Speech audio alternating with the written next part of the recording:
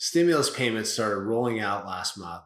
Some cashed out their investments, others are getting assistance from the Small Business Rescue Fund. Do you still have the money? How do you spend it? Do you know that what you did with the money tells a lot about the future of your financial security? So listen up.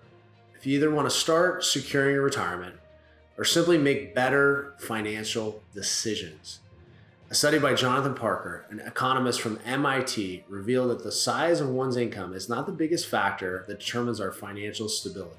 Taking advantage of the 2008 stimulus payment, Parker studied how people spent when their stimulus payment arrived and how it revealed an interesting relationship to one's financial security and their future.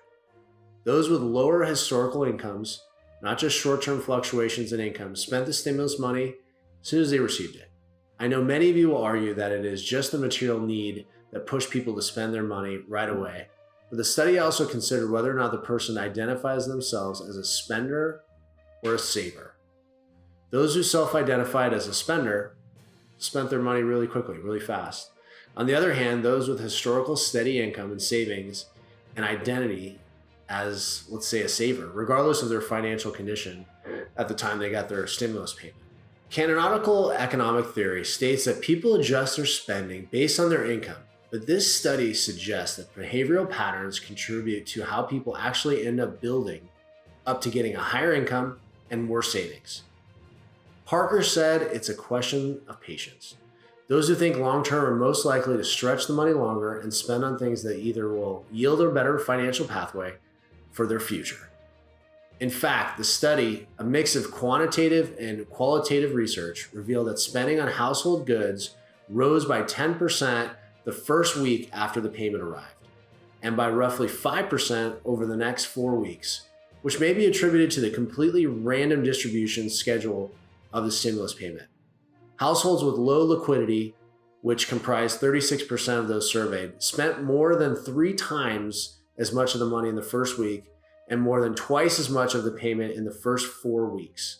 Not only that, they also spent 3 times more on the same set of items than those who consider themselves to be savers.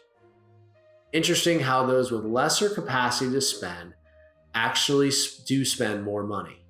It's tempting to think that spending patterns during the stimulus money released in 2008 is a result of material need.